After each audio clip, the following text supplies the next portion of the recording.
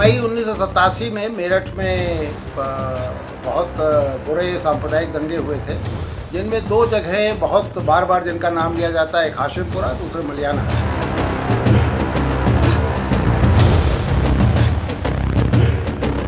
अप्रैल मई जून 1987 में मेरठ में खौफनाक सांप्रदायिक दंगे हुए थे। इन दंगों में 350 से ज़्यादा लोग मारे गए थे।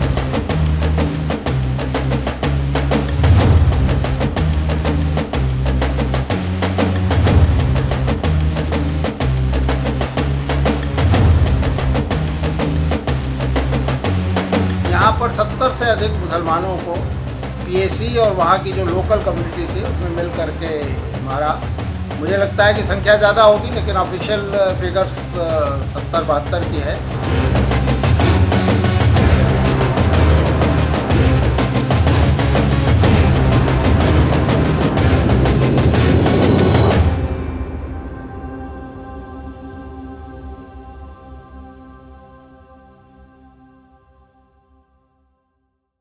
आज उत्तर प्रदेश के मेरठ जिले के मलियाना गांव में हुए नरसंहार और मेरठ दंगों के दौरान जेलों में हिरासत में हुई हत्याओं की 34वीं बरसी है। दरअसल यह घटना 2 दिन हुई, 22 मई और 23 मई साल 1987। उस दिन उत्तर प्रदेश की कुख्यात प्रांतीय सशस्त्र पुलिस बल, जिसे आप सब पीएसी के नाम से जानते हैं, पीएसी द्वारा मेरठ के हाशिमपुरा मोहल्ले से 50 मुस्लिम युवकों को उठाकर उनकी हत्या कर दी गई थी। जबकि अगले दिन 23 मई को पास के मलियाना गांव में 72 से अधिक मुसलमानों को मार डाला गया था। इसके अलावा उसी दिन मेरठ तथा फतेहगढ़ जेलों में भी 12 से अधिक मुसलमानों को मार डाला गया था। 3 दशक से भी ज़्यादा समय बीत जाने के बावजूद अभी तक इन हत्याकांडों में से 2 की सुनवाई पूरी नहीं हो सकी है और पीड़ित परिवारों को न्याय नहीं मिल सका है। जबकि हाशिमपुरा मामले में 2.5 वर्ष पहले दिल्ली हाई कोर्ट का फैसला आ गया है और दोषी 16 पीएसी वालों को आजीवन कारावास की सजा भी सुना दी गई है। हम आपको सबसे पहले इस मामले का बैकग्राउंड बताते हैं और उससे भी पहले हम आपको वरिष्ठ पत्रकार कुर्बान अली, जिन्होंने यह लेख लिखा है, उनसे रूबरू करवाएंगे और साथ ही पूर्व पुलिस महानिदेशक उत्तर प्रदेश विभूति नारायण राय जी से भी इस विषय पर उनके विचार जानने की कोशिश करेंगे। अप्रैल मई 1987 में मेरठ में भयानक सांप्रदायिक दंगे हुए थे। मेरठ में 14 अप्रैल 1987 को शबे बारात के दिन शुरू हुए सांप्रदायिक दंगों में दोनों संप्रदायों के 12 लोग मारे गए थे। इन दंगों के बाद शहर में कर्फ्यू लगा दिया गया और स्थिति को नियंत्रित कर लिया गया। हालांकि तनाव बना रहा और मेरठ में 2-3 महीनों तक रुक रुक कर दंगे होते रहे। सरकारी आंकड़ों के मुताबिक इन दंगों में 174 लोगों की मौत हुई और 171 लोग घायल हुए। वास्तव में ये नुकसान कहीं अधिक था। विभिन्न गैर सरकारी रिपोर्टों के अनुसार मेरठ में अप्रैल मई में हुए इन दंगों के दौरान 350 से अधिक लोग मारे गए और करोड़ों की संपत्ति नष्ट हो गई। शुरुआती दौर में दंगे हिंदुओं और मुसलमानों के बीच का टकराव थे, जिसमें भीड़ ने एक दूसरे को मारा। लेकिन बाद में 22 मई के बाद ये दंगे नहीं रह गए थे और यह मुसलमानों के खिलाफ पुलिस पीएसी की नियोजित हिंसा थी। उस दिन यानी 22 मई को पीएसी ने हाशिमपुरा में बड़े पैमाने पर स्वतंत्र भारत में हिरासत में हत्याओं की उस सबसे बड़ी और मानव क्रूरता के सबसे शर्मनाक अध्यायों में से एक को अंजाम दिया। उस दिन हाशिमपुरा को पुलिस और पीएसी ने सेना की मदद से घेर लिया। फिर घर घर जाकर तलाशी ली गई। इसके बाद पीएसी ने सभी पुरुषों को घरों से निकालकर बाहर सड़क पर लाइन में खड़ा किया और उनमें से लगभग 50 जवानों को पीएसी के एक ट्रक पर चढ़ने के लिए कहा गया। 324 अन्य लोगों को अन्य पुलिस वाहनों में गिरफ्तार कर ले जाया गया।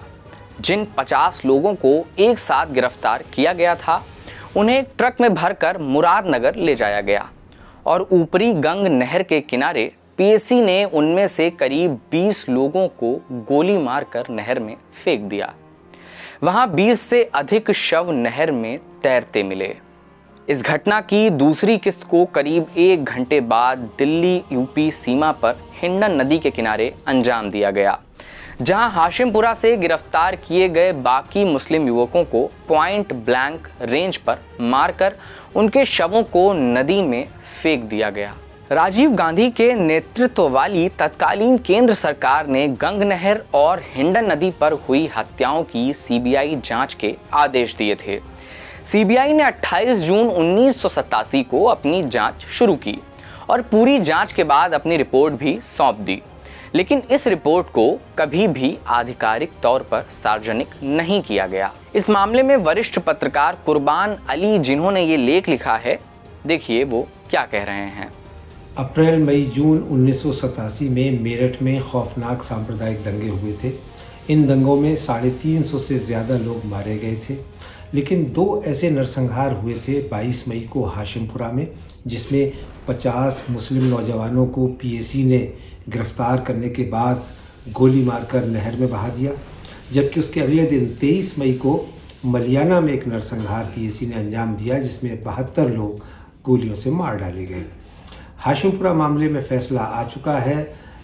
31 अक्टूबर 2018 को दिल्ली हाई कोर्ट ने जो उसमें दोषी 19 पुलिस वाले थे, जिनमें 3 की मृत्यु हो चुकी है, 16 को आजीवन कारावास की सज़ा सुनाई और वो अब सज़ा काट रहे हैं, जबकि मलियाना मामले में अभी तक कोई कार्रवाई शुरू नहीं हुई है।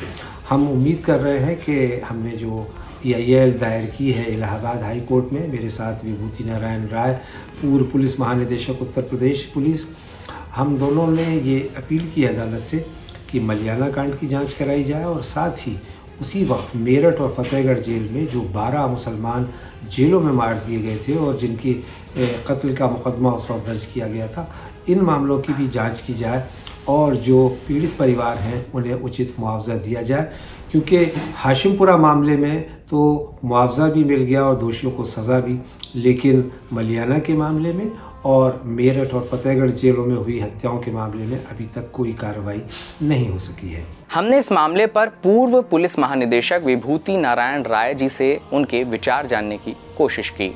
मई 1987 में मेरठ में बहुत बुरे सांप्रदायिक दंगे हुए थे, जिनमें 2 जगहें बहुत बार बार जिनका नाम लिया जाता है, एक हाशिमपुरा, दूसरे मलियाना।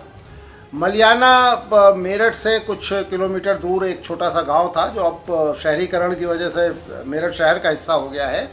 यहाँ पर 70 से अधिक मुसलमानों को PAC और वहाँ की जो लोकल कम्युनिटी थी उसने मिल करके मारा। मुझे लगता है कि संख्या ज़्यादा होगी, लेकिन ऑफिशियल फिगर्स 70-72 की है। और इनमें बुरी बात ये हुई कि ये लगभग एक तरफा वायलेंस था और इस वायलेंस के बाद बड़ी मुश्किल से FIR दर्ज हुई, उसकी तफ्तीश के नाम पर खानापूरी हुई और फिर एक मुकदमा भी चलना शुरू हो गया। लेकिन अब आप सोचिए 1987 से लेकर के आज 2021 हो गया, ये घिसट के इसमें 25 या 30 तारीखें लग चुकी हैं।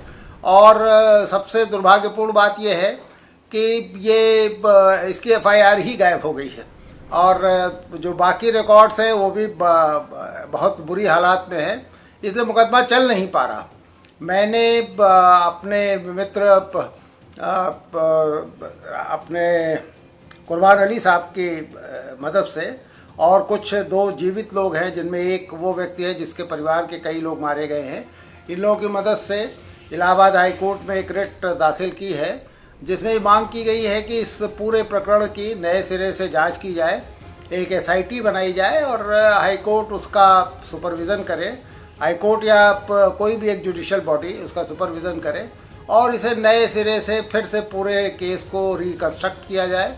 और जो भी अब बचे हुए लोग हैं, जाहिर है कि जो अभियोग जिनके खिलाफ चलाया जाना चाहिए था, उनमें तो काफ़ी लोग मर चुके होंगे, तो अब जो भी जीवित हैं उनको एक तार्किक परिणति तक इस मामले को पहुंचाया जाए जहां उन्हें सज़ा मिल सके, ताकि भविष्य में कोई इस तरह की हरकत ना करे। दरअसल आप देखिए, ये जो हाशिमपुरा और मलियाना दोनों में इंडियन स्टेट के सारे स्टेक होल्डर्स हमको असफल होते नज़र आते हैं, चाहे वो पुलिस और प्रशासन हो, चाहे पॉलिटिकल लीडरशिप हो, मीडिया हो, यहाँ तक न्यायपालिका भी बहुत जितनी अपेक्षा नागरिकों को उससे है उस हद तक नहीं कर पाई। तो ये एक गंभीर मसला है जिस पर मैं मानता हूं कि नए सिरे से कार्रवाई होनी चाहिए।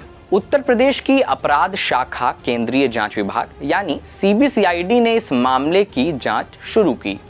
इसकी रिपोर्ट अक्टूबर 1994 में राज्य सरकार को सौंपी गई और इसने 37 PSC कर्मियों पर मुकदमा चलाने की सिफारिश की।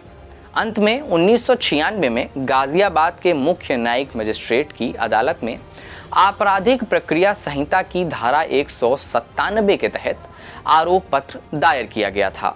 आरोपियों के खिलाफ 23 बार जमानती वारंट और 17 बार गैर जमानती वारंट जारी किए गए, लेकिन उनमें से कोई भी सन 2000 तक अदालत के समक्ष पेश नहीं हुआ। वर्ष 2000 में 16 आरोपी PSC जवानों ने गाजियाबाद की अदालत के सामने आत्मसमर्पण किया।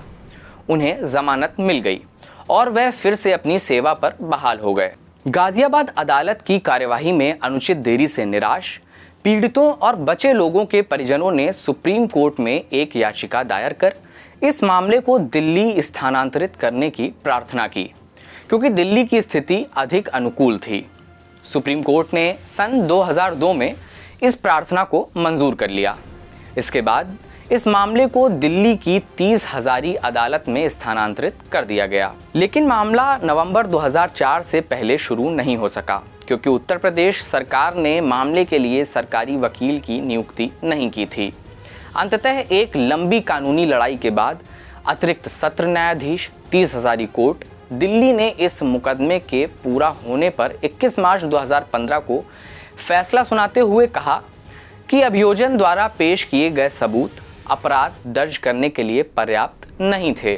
जिन अपराधों के लिए आरोपी व्यक्तियों को आरोपित किया गया था, यह देखना दर्दनाक था कि कई निर्दोष व्यक्तियों को आघात पहुंचाया गया था और उनकी जान राज्य की एक एजेंसी, जिसमें वो PSC को कहना चाह रहे थे, द्वारा ली गई। लेकिन जांच एजेंसी और अभियोजन पक्ष दोषियों की पहचान स्थापित करने और ज़रूरी रिकॉर्ड लाने में विफल रहे। इसलिए मुकदमे का सामना कर रहे आरोपी व्यक्ति संदेह का लाभ पाने के हकदार हैं। इसके साथ कोर्ट ने सभी आरोपियों को उनके खिलाफ लगाए गए आरोपों से बरी कर दिया। यूपी सरकार ने सत्र अदालत के इस फैसले को दिल्ली उच्च न्यायालय में चुनौती दी और अंत में दिल्ली उच्च न्यायालय ने 31 अक्टूबर 2018 को 1987 के हाशिमपुरा मामले में हत्या और अन्य अपराधों के 16 पुलिसकर्मियों को बरी करने के निचली अदालत के फैसले को पलट दिया, जिसमें 42 लोग मार डाले गए थे। उच्च न्यायालय ने 16 प्रांतीय सशस्त्र कांस्टेबुलरी कर्मियों को हत्या का दोषी ठहराया और उन्हें आजीवन कारावास की सजा सुनाई। दिल्ली उच्च न्यायालय के न्यायमूर्ति S मुरलीधर और न्यायमूर्ति विनोद गोयल की पीठ ने इस नरसंहार को पुलिस द्वारा निहत्थे और रक्षाहीन लोगों की लक्षित हत्या करार दिया। अदालत ने सभी दोषियों को उम्र कैद की सजा सुनाते हुए कहा कि पीड़ितों के परिवारों को न्याय पाने के लिए 31 साल इंतजार करना पड़ा और आर्थिक राहत उनके नुकसान की भरपाई नहीं कर सकती। सभी 16 दोषी अब तक सेवा से सेवानिवृत्त हो चुके थे। 31 अक्टूबर 2018 को दिल्ली उच्च न्यायालय के फैसले से हाशिमपुरा नरसंहार मामले में तो न्याय हो गया, लेकिन अभी भी कई सवालों के जवाब नहीं मिले हैं। आखिर मलियाना नरसंहार का क्या हुआ? जहां हाशिमपुरा नरसंहार के अगले दिन 23 मई 1987 को PSC की 44वीं बटालियन के एक कमांडेंट RD त्रिपाठी के नेतृत्व में 72 मुसलमानों को मार डाला गया था। इस हत्याकांड की FIR प्राथमिकी तो दर्ज की गई थी, लेकिन उसमें PSC कर्मियों का कोई भी जिक्र नहीं है।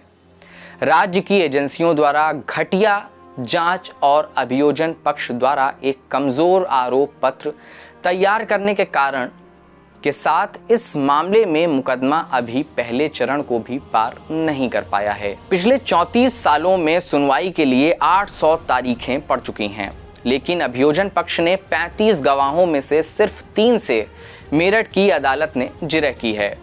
इस मामले में पिछली सुनवाई करीब 4 साल पहले हुई थी। यह मामला मेरठ की सेशन कोर्ट में विचाराधीन है। अभियोजन पक्ष की ढिलाई का अंदाजा इसी बात से लगाया जा सकता है कि इस मामले की एफआईआर अचानक गायब हो गई है। मेरठ की सेशन अदालत ने बिना एफआईआर मामले की सुनवाई के आगे बढ़ने से इनकार कर दिया है।